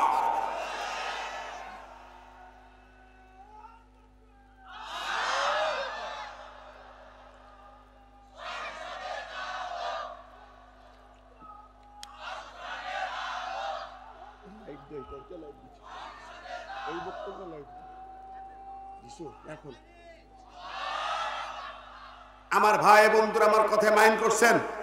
পরিষ্কার কথা, সামনের দিন। এখন কাজটা কি? 16 বছরের স্বৈরাচার বিদায় নিয়েছে, এখন কি করতে হবে সেই পয়েন্টে আসতে চায়। আল্লাহ বলে ফাইম মিয়াতিয়ান্নাকুম মিন হুদান ফামান তাবিয়া হুদায়া ফালা খাউফুন আলাইহিম ওয়া লা হুম ইয়াহজানুন। আমার কোরআন মাফিক জীবন করবে, তার ভয় নাই, টেনশন নাই। আর আমার কোরআনকে যারা স্বীকার করবে, কোরআনকে বাদ দিয়ে নিজের তন্ত্র মন্ত্র দিয়ে দেশ চালাবে, রাষ্ট্র চালাবে, তাদের জন্য জাহান্নাম। আমার আলোচনা আজকে এটাই, ঠিক নেবে ঠিক। মূল পয়েন্টে তাফসীরে আসেন। অতএব কোরআনের বাইরে যারা সরকার চালাতে চায়, কোরআন ছাড়া যারা রাষ্ট্র চালাতে চায়, কোরআন ছাড়া যারা আইন আদালত চালাতে চায়, ওরা কাফের দল, ওরা জাহান্নামী হবে, কোনো সন্দেহ নাই। এ কথা আমার না আল্লাহর? জোরে কোন কার? ভুল করেন না, আমি আল্লাহর কথা বলছি। রাগ করলে যা আসে না। হয়তো অন্যান্য দলগুলো আমার পরে রাগ করবে, আমার বিরুদ্ধে কথা বলবে, যায় আসে না, মারবে, আপত্তি নাই। তবে মনে রেখো, যে সরকার তুমি হও, তোমাকে বলছি, আর আগামী দিন নতুন ভাবে যে সরকার গঠিত হবে, তাদের জন্য আমাদের তৈরি হতে হবে। কিভাবে তৈরি হবেন? আল্লাহর কোরআন দিয়ে বিচার যদি হয়, তার চেয়ে শান্তি আর আছে? জোরে কেন আছে? ভাইরা আমার, একটি উদাহরণ দিয়ে যায়, শুধু মনোযোগ দিয়ে কথাটা শুনবেন, তা প্রত্যেকে মনোযোগ আকর্ষণ করছি। খলিফা ওমর বিন খাত্তাব মদিনার মসজিদে তিনি আছেন। মসজিদের সামনে হঠাৎ করে একটা লাশ হাজির করা হলো, মৃত লাশ। একটা মৃত লাশ হাজির করা হলো, আর দুইজন যুবক তার খুনি আসামিকে গ্রেফতার করে হাজির করে দিল। খলিফা ওমরের কাছে বিচার দেওয়া হলো, খলিফা আমিরুল মুমিনিন, আমার বাবাকে হত্যা করেছে এই আসামি, যুবক খুনি, এর বিচার চাই। খলিফা ওমর নামাজ অন্তে হিয়ারিং শুনানি করলেন, শুনলেন, বুঝলেন, গোটা ঘটনা শোনা হলো। যুবকও স্বীকার করলো, হ্যাঁ আমি তাকে মেরেছি, আমি হত্যার জন্য মারি নাই, কিন্তু খুন হয়ে গেছে। বিস্তারিত বর্ণনা বললেন। খলিফা ওমর রায় দিলেন কি? কোরআন রায় দিয়েছে, সেই রায় দিয়ে শোনো, আমার আল্লাহ পাক যা বলেছেন তার বাইরে যাওয়ার ক্ষমতা আমার নাই। আল্লাহর বিধান কি? ওয়া কাতাবনা আলাইহিম ফিহা আন্নান নাফসা বিন নাফসি ওয়াল আইনা বিল আইনি ওয়াল আনফা বিল আনফি ওয়াল উযুনা বিল উযুনি ওয়াস সিন্না বিস সিন্নি ওয়াল জুরুহা কিসাস। সূরাতুল মায়েদার আল্লাহ বললেন, আমি আল্লাহ নির্ধারিত করে দিলাম, বাধ্যতামূলক করে দিলাম একটি আইন, জানের বিনিময়ে জান, চোখের বিনিময়ে চোখ, কানের বিনিময়ে কান, নাকের বিনিময়ে নাক, দাঁতের বিনিময়ে দাঁত। অজুরুহা কিসাস, যেভাবে আঘাত করেছেন সেইভাবেই তার উপরে আঘাতের প্রতিশোধ গ্রহণ করার নাম হলো কিসাস। এই বিধানটা কার? খালিফা ওমর বলেন, হ্যাঁ যুবক, যেহেতু আল্লাহ যেভাবে বলেছেন সেইভাবেই বিচার হতে হবে, সেই বিচারটাই আমি করতে চাই। জানের বিনিময়ে জান গেছে, কাজে তুমি জান নিয়েছো, তোমার জান চলে যাবে, তোমার মৃত্যুদণ্ড ঘোষণা করা হলো। মৃত্যুদণ্ড ঘোষণা হলো, এটা আল্লাহর কোরআন মাফিক বিচার, ঠিক না? ঠিক। আজকে বাংলাদেশে যদি বিচারটা জারি হতো, দেশের মানুষ শান্তি পেত কিনা ভাই? ঘটনা দেখেন, এখন যুবক থাকলো, তাকে বলো যুবক তোমার পান 3 দিন সময় দেওয়া হলো, 3 দিন তুমি চিন্তা ভাবনা করে তওবা করতে থাকো, আল্লাহ বিল্লাহ করো। আর যদি কোনো মনের খায়েশ শেষ ইচ্ছা থেকে বলতে পারো। যুবক গ্রেপ্তার থাকলো, যুবক দাবি করে খলিফারি আমিরুল মুমিনিন, আমার কোনো দাবি নাই, আমার কোনো শেষ ইচ্ছা নাই, একটা সমস্যার কথা বলি আপনাকে। কি বলে? আমি এলাকার গ্রামের মহল্লার একজন আমানতদার ব্যক্তি। গ্রামের মানুষ তদানীন্তন সময় ব্যাংক ছিল না, তখন ছিল আমানতদার। ভালো মানুষের কাছে মানুষ সোনা দানা টাকা পয়সা জমা রাখত, কি ঠিক না? এখন যেমন ব্যাংক, বাংলাদেশে ইসলামিক ব্যাংক চালু, সুদী ব্যাংকের পরিবর্তে ইসলামিক ব্যাংক চালু হয়েছে, এই ব্যাংকটাও ধ্বংস করা হয়েছে। তখন ইসলামিক ব্যাংকিং যা চালু না থাকে, লুটের দল লুটপাট করেছে, লুটপাট তো করেছে, এক নাম করে গেছে। এখন এই সরকারের অধীনে আবার অন্তর্বর্তী সরকার বাংলাদেশ ব্যাংকের গভর্নর বানিয়েছে। ব্র্যাক ব্যাংকের চেয়ারম্যান ছিল ওই সেই ব্যাটারে মনসুর তাই। এটা ইসলামিক ব্যাংকিং নীতি সহ্য করতেই পারে না। এই বেটা আইসা যেগুলো ইসলামী ব্যাংক সেগুলোর বাস ঢুকাইতেছে। মিডিয়ারা তোমরা একটু প্রচার করো। আমি প্রধান উপদেষ্টা দৃষ্টি আকর্ষণ করে বলতে চাই, আমার বাংলাদেশ 92 ভাগ মুসলমানের দেশ, হাজার হাজার অলিয়ার দেশ, লক্ষ লক্ষ মসজিদের দেশ, লক্ষ লক্ষ আলেমের দেশ। এই দেশের বাংলাদেশ ব্যাংকের গভর্নর ওই নাস্তিক থাকতে পারবে না, ঠিক না বেটি? বামপন্থী লোক থাকতে পারবে না। ও শরীয়তের দোষর, ওকে গলা ধাক্কা দিয়ে বের করে দাও। ইসলামিক ব্যাংকিং থাকবে, ইসলামিক ব্যাংকের বিরুদ্ধে পায়তারা চালালে ওর ক্ষমা হতে পারে না। কথা কন, কয়েকটি জায়গায় এখন সমস্যা আছে বলে যাই। একটা হলো ব্যাংকিং ব্যবস্থা ইসলামিক ব্যাংকগুলো নষ্ট করতে চাচ্ছে। দ্বিতীয় কি জানেন? মারাত্মক সমস্যা আছে। দ্বিতীয় হলো শিক্ষা কমিশন। শিক্ষা কমিশনে এখনো নাস্তিকের দোষরা বসে আছে, ট্রান্সজেন্ডার লোক বসে আছে। শিক্ষা ব্যবস্থা মানে ট্রান্সজেন্ডার থাকবে না, সমকামী লেখা থাকবে না, শরীফ থেকে শরীফা থাকবে না, নাস্তিকদের লেখা থাকবে না। শিক্ষা কমিশন আলেমদেরকে দিয়ে শিক্ষা কমিশন সাজাতে হবে। ইকরা বিসমি রাব্বিকাল্লাযী খলাক, ইকরা আল্লাহর প্রথম ওহী। সুতরাং আমাদের দেশে প্রাইমারি স্কুলের ক্লাস 1 থেকে মাস্টার্স পর্যন্ত কোরআন শিক্ষা বাধ্যতামূলক করা লাগবে। কথা বলেন ঠিক না বেঠিক? আপনারা চান কিনা দু হাত তুলে দেখান। কোরআন ছাড়া শিক্ষা কমিশন মানি না, তো নাস্তিকদের দিয়ে শিক্ষা কমিশন চলবে না। আমি দোষরদেরকে গলা ধাক্কা দিয়ে বের করে দাও। আমার ভাইরা আর একটা সমস্যা যাচ্ছে। গত সপ্তাহে দেখেছেন আমেরিকা মানবাধিকার কমিশনে একটা কন্ট্রাক্ট সরকার শুরু করতে যাচ্ছে। আমেরিকার মানবাধিকার কমিশন বাংলাদেশে অফিস নেবে, এখানে হিউম্যান রাইটসের কাজ চালাবে। ওরা যেখানে গিয়েছে সে দেশে আগুন জ্বালিয়েছে। ওদের দুইটা পদ্ধতি, ওই হিউম্যান রাইটস যেটা আছে ওদের আমেরিকার, ওদের 1 নম্বর হচ্ছে এরা সমকামিতাকে এরা ছড়ায় প্রমোট করে, 1 নম্বর কাজ। 2 নম্বর হচ্ছে ওরা সেখানে গুরু বিরু যুদ্ধ লাগিয়ে দেয়, মারামারি লাগিয়ে দেয়। আমার ভাই বন্ধু, সুতরাং আমেরিকার ওই মানবাধিকার কমিশন আমার দেশে কি প্রয়োজন আছে? যেটা প্রয়োজন আছে। অতএব অন্তর্বর্তী সরকার ডক্টর মোহাম্মদ ইউনূস সাহেব, আপনি বলেছেন মদিনা সনদ দিয়ে দেশ চালাবেন, আমার নবীর আদর্শ দিয়ে দেশ চালাবেন, আমেরিকার গোলামি চলবে না। আমেরিকার মানবাধিকার কমিশন বাংলাদেশের বুকে আনতে পারবেন না। আমরা কারা কারা চাই তো হাত তুলে দেখান তো। নারায়ে তাকবীর, নারায়ে তাকবীর।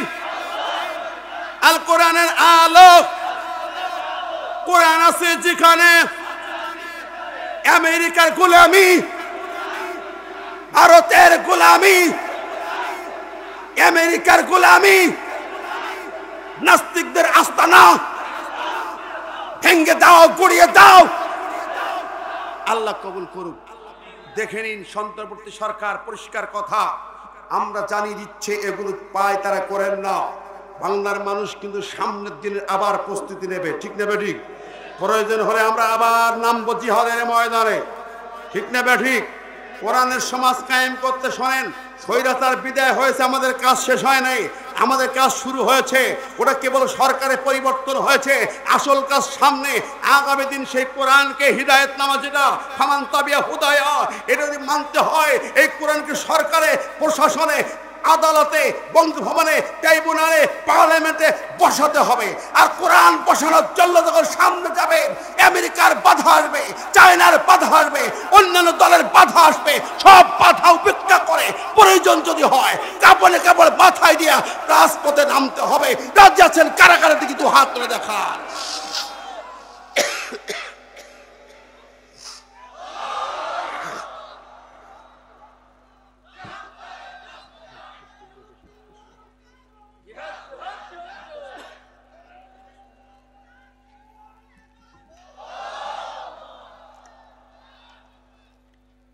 আওয়াজ হলো না, এত মানুষ। কেউ কেউ তাকবীর বসার, কিছু কিছু তাকবীর যাচ্ছে করে নাকি, ব্যাপারটা কি ভাই? তাকবীর বললে কি গুনাহ হবে? ভাব তো সেরকম। আমি তো বুঝতেই পারছি না। কোরআন একটা আয়াত সূরা মুদ্দাসির, ওয়া রাব্বাকা ফাকাব্বির। কাব্বির আমরা হজর শিখা, কাব্বির মানে হলো তাকবীর বলো। কাব্বির মানে কি? তা আপনাদের থাকে আল্লাহু আকবার, তো মোহাব্বত করে মোড় পার হচ্ছে না। ও ভাইরা আমার শোনেন, তাকবীর বলেছেন ইখতিয়ার মোহাম্মদ বিন বখতিয়ার খিলজি। 17 জন সৈনিক তাকবীর বলেছে। লক্ষণ সেন পালিয়েছে, ঠিক না ঠিক? ভারতের এক মুস্কান নামের মেয়ে, একটি বোন আমাদের সে তাকবীর বলেছে। ওই দাদা বাবুরা কলেজ ক্যাম্পাস ছেড়ে পালিয়েছিল, শুধু না মোদির রাজপ্রাসাদ কেঁপে কেঁপে উঠেছিল, ঠিক না ঠিক? ও মোহাব্বত করে মানুষেরা, তোমরা ওদের জানিয়ে দাও, বুবুকে জানিয়ে দাও, মোদিকে জানিয়ে দাও, এই বাংলার জমিন মুসলমানদের জমিন, আমেরিকার জো বাইডেন ট্রাম্পকে জানিয়ে দাও, কোন ট্রাম্প কাট মারামারি চলবে না। ডক্টর ইউনূস সাহেবকে পরিষ্কার করে জানিয়ে দাও, আমেরিকার তাবেদারি, চায়নার গোলামি বাংলার জমিনে হতে দেওয়া হবে না, হবে না, হবে না। কণ্ঠ উজাড় করে তাকবীর বলেন, লিল্লাহি তাকবীর। আরো জোর হলো না ভাই, জোর হলে আকাশ বাতাস পেরিয়ে হোয়াইট হাউসে পাঠিয়ে দেন, সমস্ত শক্তি উজাড় করে আলীর মতো হায়দারি হাত দিয়ে বদরের মাঠকে কাঁপিয়ে তুলতে হবে। নারায়ে তাকবীর, নারায়ে তাকবীর। আল কোরআনের আলো, হোয়াইট হাউসে জ্বালো। সুতরাং ভাই বন্ধুরা, মহব্বত করে মানুষ সত্যহান ইমানের বলে, ইমানের বলে তেজদীপ্তি ইমানের সামনে অগ্রসর হতে হবে, ঠিক না ঠিক? কোরআন সুখ শান্তির ছায়া এনেছে। আমি বলছিলাম, কোরআন যে বিচার ব্যবস্থা দিয়েছে, বাংলার জমির শান্তি আনতে হলে এর বিপরীত কোনো আইন দিয়ে শান্তি আসবে? যেরকম আসবে, খলিফা ওমর বিচার দিলেন মৃত্যুদণ্ড। যুবক কাঁদছে সারা রাত। ওমর বললেন, জামিন, একজনকে জামিন রাখতে পারলে তোমাকে ছাড়া হবে, তুমি যাবে, আমানত ফিরিয়ে দেবে, বৃদ্ধ মায়ের সঙ্গে দেখা করবে, ঠিক আছে যাও, তবে তবে তোমাকে জামিন রাখতে হবে একজনকে। যুবককে দেখিতে বলে, খলিফা, এই মদিনায় আমার আপনজন নাই, আত্মীয় স্বজন নাই, বন্ধু বান্ধব কেউ নাই, বহু দূরে আমার বাড়ি। ও খলিফা রে, এখানে কেউ তো আমার জামিন হবে না। খলিফা বলে, তো হবে না, আইন আইন, জামিন কাউকে রাখতে পারলে তোমাকে ছাড়া হবে, 3 দিনের জন্য, নইলে ছাড়া হবে না। যুবক সারা রাত চিৎকার করে করে কেঁদেছে। মধ্যরাতে যখন মদিনার মসজিদে কিছু সাহাবী তাহাজ্জুদ পড়তে আসি, আবু যর গিফারি তার কান্নার আওয়াজ শুনে তার কলিজা ফেটে যায়। ওই যুবকের কান্নার মধ্যে মায়ার কান্না আবু যর শুনতে পায়। মায়াবী সাহাবী, মমতার সাহাবী, সাম্যবাদী সাহাবী আবু যর গিফারি ছুটে চলে গেল। যুবক, এত গভীর রাতে এত জোরে জোরে মায়া কান্না কেন? যুবক খুলে বলল, ও সাহাবী, ঘটনায় আমার কোন আপনজন নাই, আত্মীয় স্বজন নাই, বন্ধু বান্ধব নাই, কেউ জামিন হওয়া।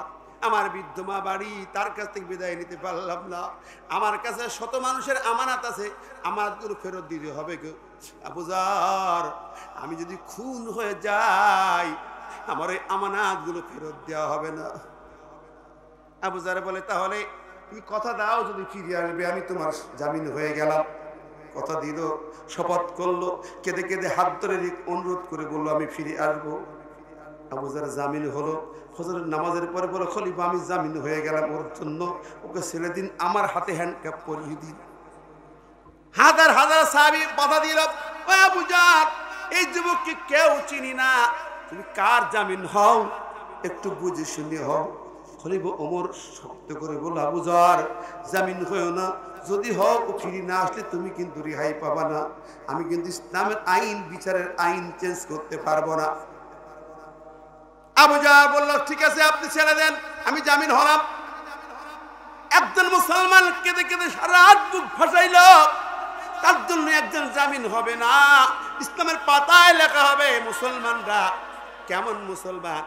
আল মুসলিমান সালিম আল মুসলিমুন মিন লিসানি ওয়া ইয়াদি, মুসলমান কেমন ভাই ভাই, ইন্নামাল মুমিনুনা ইখওয়াতুন, ভাই ভাই কেমন হলো, এক ভাইয়ের কষ্ট দুঃখ বেদনায় কেন তার সঙ্গী হতে পারলো না। অতএব আমি হয়ে গেলাম, তুমি ছেড়ে দাও, যা আমার কপাল আছে তাই হবে। আবু যর জামিন হলো, যুবককে ছেড়ে দেওয়া হলো। দৌড়টি যুবক চলে যায়। সাহাবীদের চোখের পানি মুছে না। 3 দিন চলে গেল, যুবকটা ফিরে আসে না। 3 দিন যখন শেষ হয়, সন্ধ্যা ঘনিয়ে যায়, সেই যুবক ফিরে আসতেছে না। হাজার হাজার সাহাবী কেঁদে কেঁদে যারে যার ওমরের কাছে বলে, ওমর একটু সময় দিতে হবে, প্রয়োজনে 2 দিন সময় দেবে, আমরা সবাই ঘোড়া হাঁকায়া গোটা আরব চষে চষে ওই যুবকটিকে বের করে আনবো। তবু আল্লাহর নবী জলিল কদর সাহাবী আবু যরকে তুমি শিরচ্ছেদ করো না। করুণ কান্নায় মদিনার মসজিদ যেন কেমন একটা হয়ে গেছে। সালাতুল মাগরিব আযান হলো, একটা দল যুবক সাহাবীরা ঘোড়া হাঁকায়া বের হয়ে গেল। কোথায় আছে সেই যুবককে খুঁজে বের করি, আবু যরকে রক্ষা করতে হবে। আর অন্য হাজার সাহাবী দাঁড়িয়েছেন, আবু যরকে উপরে মারতে দেব না।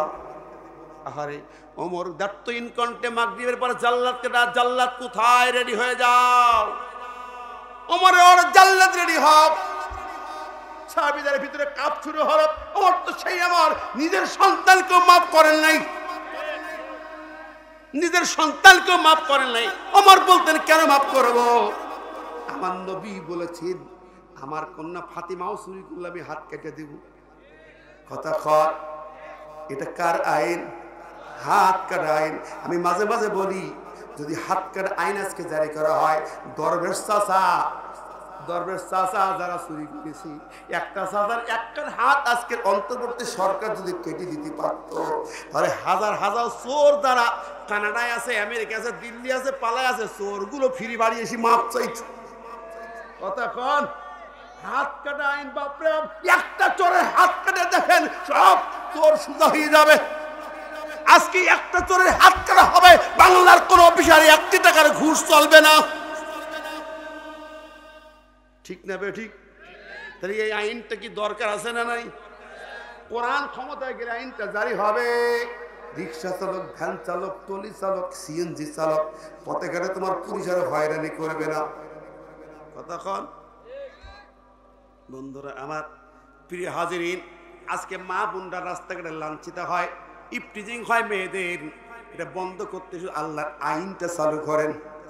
একজন ধর্ষক, একজন জেনাকারকে যদি শাস্তি দেওয়া হয়, হাইকোর্টের সামনে বুক পর্যন্ত মাটিতে পুঁতি পাথর দিয়ে মারা হয়, আর radio, television, social media live program দেওয়া হয়, বলুন তো বাংলাদেশে পরদিন থেকে কোনো যুবককে রাস্তায় আর কোনো মেয়ের দিকে কি চোখ তুলে তাকাতে সাহস পাবে? যেরকম পাবে একজনকে রজম করে মারা হবে, বাংলার জমিতে জিনা ধর্ষণ বিদায় নেবে ইনশাআল্লাহ।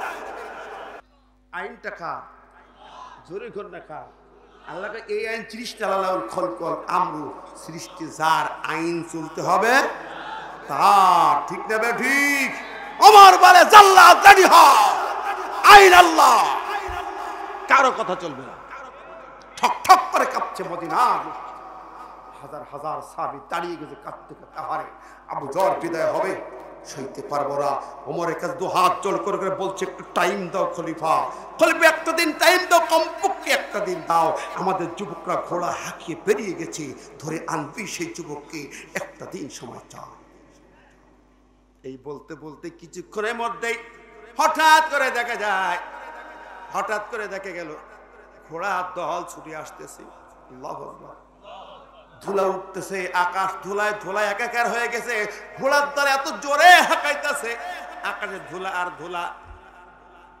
সামান্য সময়ের ব্যবধানে ছুটে এলো মদিনার মসজিদের সামনে একটি ঘোড়ার দল ছুটে এলো, আর সেই যুবকটা ঘোড়ার থেকে আবু যর বলে চিৎকার করতে করতে জমিনে আছাড় দিয়ে পড়ে গেছে, বেহুশ হয়ে পড়ে গেছে। একটা যুবক দেখে হায় রে হায়, এই তো সেই যুবক, সেই আসামে ফিরে এসেছে। আল্লাহু আকবার।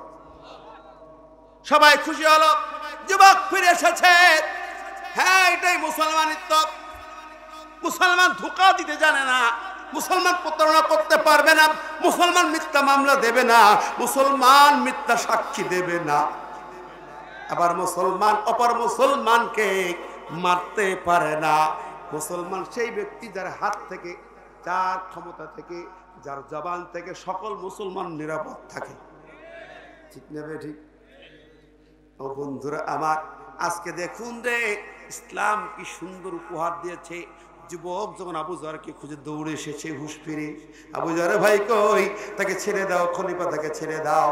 আবু যরকে জড়াইয়া হাউমা করে যুবক কাঁদে, ভাই রে আমি হয়তো একটু কষ্ট দিয়ে ফেলেছি। গোটা হাউস অবাক হলো। ওই যুবক বলে, খলিফা রে আমি ফিরে এসেছি, আবু যর ভাইকে ছেড়ে দাও, আমার গর্দানটা নিয়ে নাও, আমি আমার হক আদায় করেছি, আমি অন্যায় করেছি, আমার গর্দানটা পেতে দিলাম, তোমার জাল্লাত কোথায়? ওমর থমকে দাঁড়িয়ে চুপ হয়ে গেছে, ওমরের চোখে পানি জমে গেছে। এই সময় মামলার বাদী যে এই যুবক দুইটা, ওই দুই ছেলে সামনে দাঁড়িয়েছে, খলিফা আমিরুল মুমিনিন, খলিফাতুল মুসলিমিন, আমরা দুই ভাই এই মামলার বাদী, আমরা বাবাকে হারিয়েছি। ও খলিফা রে, এই যুবক, এইভাবে যে যুবক ফিরে আসতে পারে, সেই যুবক খাঁটি ইমানদার ছাড়া ফিরে আসা সম্ভব ছিল না। নিঃসন্দেহে তার ইমান মজবুত, তার ইসলাম মজবুত। সুতরাং আমরা দুই ভাই মনে করছি আমরা ওই যুবককে মাফ করে দিলাম।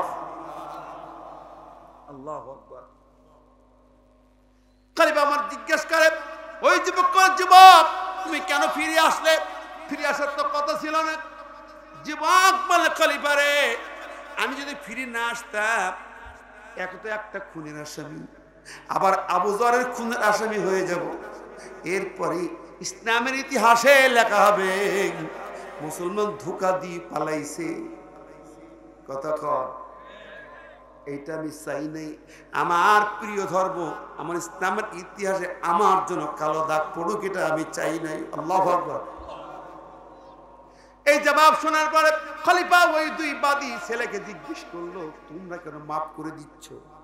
ওরা দুই ভাই বলো, খলিফা রে যে যুবক ইসলামের কালো দাগ করতে দেবে না তাই ফিরে এসেছে, আর ইসলাম বলে ইন্নামাল মুমিনুনা ইখওয়াতুন ফাসলিহু বাইনা আখাওয়াইকুম, মুমিনরা ভাই ভাই শুধু নয়, ফাসলিহু বাইনা আখাওয়াইকুম, তোমরা ভ্রাতৃত্বের বন্ধনে সংশোধন করো, সংস্কার করো।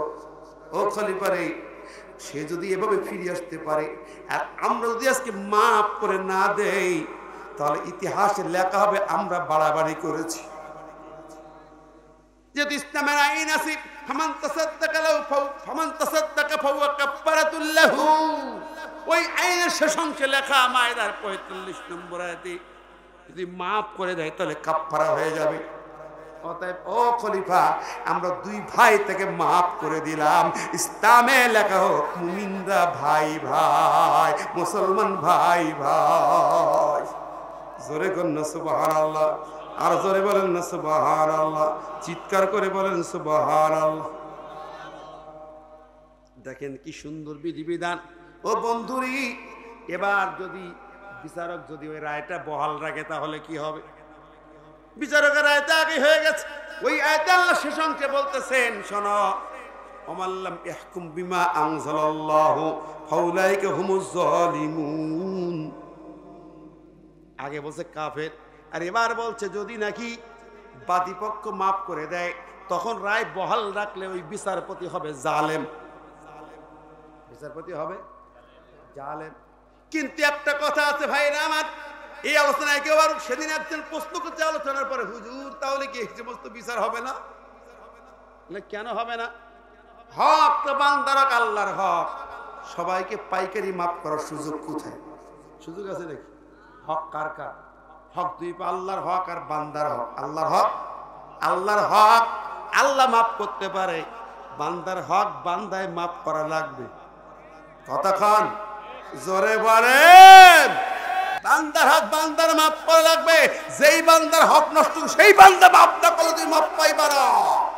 কতক্ষণ আল্লামা সাইদিকে কিলিং করে হত্যা করা হয়েছে, সাইদির সন্তান শুধু নয়, আমরা সাইদির রুহানি সন্তান, আমরা মাফ না করলে মাফ হবে না। ঠিক না বে ঠিক? জোরে বলেন। আমার নামে মিথ্যা মামলা দিয়েছে আবাল ভাই, মাফ করার কে? কে? কথা বলেন। আমাকে কষ্ট দিয়েছো, আমাকে হয়রানি করেছো, আমার চাকরি বরখাস্ত করেছো, আমাকে এলাকা ছাড়া করেছো, আমি চাকরি ছেড়েছি, মসজিদ ছেড়েছি, এলাকা ছেড়েছি, জেল খেটেছি, রক্তাক্ত হয়েছি, অনেক কিছু হারিয়েছি, মাথা নত করি নাই তোদের কাছে, বাতিল এসে আঘাত করি নাই। এখন কথা হলো আমার ভাইয়ের রক্ত বৃথা যেতে পারে না। ঠিক না বে ঠিক? আবু সাইদ বুক পেতেছে, গুলি করলে কেন? কে পুলিশ? কোথায় পুলিশ? ইন্ডিয়ান না বাঙালি? আমরা দেখতে চাই। তো চামড়া কাটা আছে না নাই তাও দেখতে চাই। কতক্ষণ ওপার থেকে বহু পুলিশ ঢুকাইছে বাংলাদেশে, গোপালগঞ্জের নাগরিকত্ব দিয়ে, টাঙ্গাইলের নাগরিকত্ব দিয়ে, বিভিন্ন জায়গার নাগরিকত্ব দিয়ে হাজার হাজার পুলিশ ঢুকাইছো পুলিশ বাহিনীতে। বের করো, তারা পালালো কোথায়? বের করো। কতক্ষণ? হারুন মিয়া ভাতের হোটেল বানাইছো, আয়না ঘর বানাইছো, আয়না ঘরে জায়গায় রেখেছে আমান আসবি, এই বাংলার সেনা অফিসার, সেরা অফিসার, বর্তমান সেনা প্রধানের শিক্ষক আমান আসবিকে আয়না ঘরে রেখেছিলে। সুতরাং সেই সেনা অফিসার কোথায়? বুবু তুমি আসবে বাংলাদেশে, আয়না ঘর আছে এখনো, ভাঙা হয় নাই। কতক্ষণ? জোরে কন। ও হাসু আপা আইসো, খুনির বাচ্চা ডাইনে বুড়ি, ডাইনি বুড়ি এসো, এক নম্বরে আয়না ঘরে রাখা হবে, ওর জেলখানায় নয়, আয়না ঘরে আগে রাখা হবে। সেনা অফিসার হারুন মিয়াটিয়া যারা জিয়াউল আহসান মেজর জেনারেল ধরা পড়েছে, আমি আগের দিন বলেছি অন্তর্বর্তী সরকার ওই মেজর জেনারেল জিয়াকে আয়না ঘরে রাখা হোক। কে আপনারা চান কিনা? কিসাস কারে বলে? যে অন্যায় করেছে সেইভাবেই বিচার হবে। ঠিক না বে ঠিক? হারুন মিয়া যে কায়দায় ভাতের হোটেল চালাইছে, ওর ওই কায়দায় ভাত খাইয়ে পাশার ভিতরে ডিম পুরি দিতে হবে। কতক্ষণ? কি মনে করছো এটা নাম কিসাস? কোরআন খোলেন, হাদিস খোলেন, কিসাস কারে বলে? আমি কোরআনের কথা বলছি, ঠিক না বে ঠিক? কিসাসের বিধান জারি করা হবে, কাউকে ক্ষমা পাবে না। হ্যাঁ ক্ষমা পাবে। আমার নামে মামলা করেছো, আমি উমরায় আছি, আমার নামে নাশকতার মামলা, আমি মাফ করলে মামলায় মাফ হবে, নইলে মাফ হবে না। জোরে বলেন, ঠিক না বে ঠিক? সুতরাং বান্দার হক নষ্ট করেছো, কোটি কোটি জনগণের ভোটের অধিকার কেড়ে নিয়েছিলে, কালে নাই? জোরে বলেন। আমার ভোট তুমি মারিছো, আমি মাফ না করে দিই, মাফ পাবা না। এক ওসি বলছে আমি সারা রাত ভোট টোট কেটিয়ে, নামাজি মানুষ, ফজরের নামাজ পড়ি, আস্তাগফিরুল্লাহ পড়লাম 100 বার, সারা রাত ভোট কেটিয়ে আস্তাগফিরুল্লাহ করছে। তওবা হবে, মাফ হবে। যে ভোটগুলো কাটিছো সেই ভোটাররা মাফ না করলে তোর মাফ হবে না। ভোট চোরের বাচ্চা যারা ভোট চোরেরা, তোদের মাফ হবে না। বহু ভোট চুরি করেছিস, ঠিক না বে ঠিক? জোরে বলেন, ঠিক না বে ঠিক? লুটপাট করে খেয়েছিস, যা যা করেছিস সেগুলো মাফ হতে পারে না। মাফ হবে বাদী পক্ষ মাফ করলে, এই দেশের 16 কোটি 18 কোটি জনগণ মাফ করলে মাফ হতে পারে। সরকার একা মাফ করতে পারবা না। আমার প্রিয় ভাই বন্ধুরা আসেন, আমার কথা রাগ করছেন, মাইন্ড করছেন? আমাদের এখন একটি স্লোগান, অনেক রাত করে ফেলছি, 12টা পার করি না, যে আমার আসলে ভাই দেরিতে উঠাইছে, দেরি করে ফেলছি, কষ্ট দিলেন, নিলাম নাকি আপনাদের? এখন সামনের একটাই কথা, আলালাউল খলক ওয়াল আমরু, সৃষ্টি যার আইন হবে। এই স্লোগান যারা মানে না, কোরআন তারা মানে না, চুমা খাইলে লাভ হবে না, কালেমা পড়ে লাভ হবে না। সুতরাং মুসলমানের সন্তান, একটাই স্লোগান, তুমি যেই দল করো ওই দলকে বলে কোরআনকে পার্লামেন্টে নাও।